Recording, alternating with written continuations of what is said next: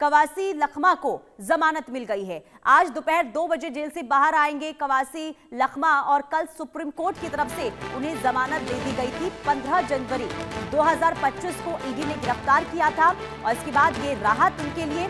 छत्तीसगढ़ के बहुचर्चित शराब घोटाला ये पूरा मामला है, जिसमें पूर्व आबकारी मंत्री कवासी लखमा को सुप्रीम कोर्ट से बहुत बड़ी राहत ये मिली है।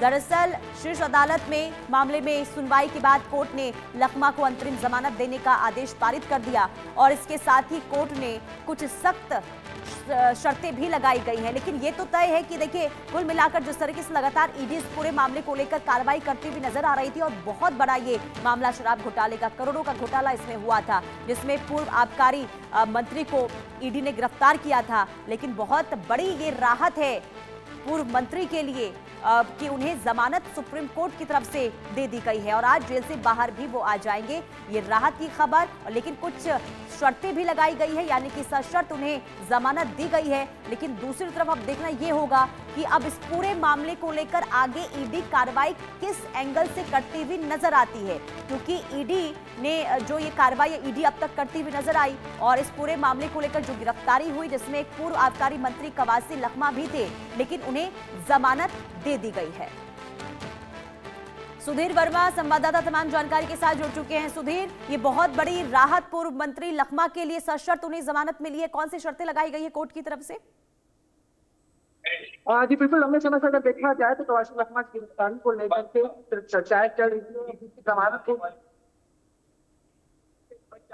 उन्हें दे दी गई और अंततः जो अब है वो जेल से बाहर आने वाले हैं। देखा जाए तो लगभग 378 दिन में हो चुके हैं जेल में रहते हुए और आज वो लगभग दोपहर 1 बजे जेल से बाहर निकलेंगे और पूरे लगभग देखा जाए तो छत्तीसगढ़ के बहुचर्चित शराब घोटाले मामले में उनको ईडी ने कार्रवाई करते हुए जेल में बंद किया था। लगातार पूछताछ भी की गई थी, ट्रायल लिया गया था और इसके बाद कई अन्य गिरफ्तारियां भी हुई थी। देखा जाए तो पिछले दिनों पूर्व मुख्यमंत्री भूपेश बघेल के सुपुत्र चेतन बघेल को भी गिरफ्तार किया गया था, उनकी भी जमानत हुई। अब इनको इनकी जमानत भी जो है सुप्रीम कोर्ट से मिल चुकी। बड़ी संख्या में कांग्रेस के कार्यकर्ता जो है आज रायपुर सेंट्रल जेल के बाहर पहुंचते रहने वाले अपने नेता लेने के लिए। तो मान सकते बड़ी राहत कहना कहीं कवासी लखमा को मिली है और देखा जाए तो लगभग काफी बड़ा एक घोटाला था, जिसमें कई आबकारी अधिकारी के जिलों के जो अधिकारी थे वो संलिप्त थे, जिनके चलते जिन्होंने पूरे घोटाले को अंजाम दिया। लगभग 3200 करोड़ रुपए का पूरा घोटाला निकलकर सामने आ चुकी। देखा जाए प्राथमिक स्तर पर जब जांच हुई तो लगभग 2000 करोड़ का घोटाला हुआ निकलकर सामने आया, परंतु जब ईडी और ईडब्ल्यू ने मिलकर जांच की तो लगभग 3200 करोड़ का पूरा घोटाला निकलकर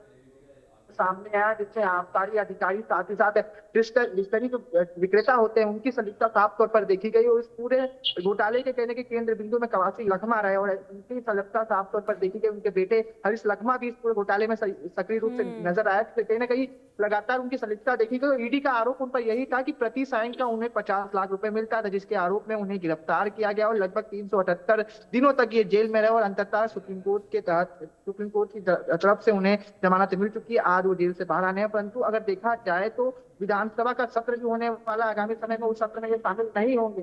कोर्ट साफ तौर पर कह दिया गया है कि कोर्ट में जो विधानसभा का सत्र है उसमें अपनी बात नहीं रख पाएंगे, राज्य नहीं छोड़ पाएंगे। इस प्रकार की जो बातें हैं वो भी जमानत में निकल कर सामने आई है और साथ ही साथ बड़ी संख्या में आज कांग्रेस के कार्यकर्ता जो है अपने नेता को लेने के लिए पहुंचेंगे। बड़ी राहत कहना की सुप्रीम कोर्ट के द्वारा दे दी गई है। बिल्कुल, और दूसरी तरफ देखना यह भी होगा कि ईडी अब कैसे इस पूरे मामले को लेकर जांच आगे बढ़ाती है। बहुत शुक्रिया सुधीर तमाम जानकारी देने के लिए।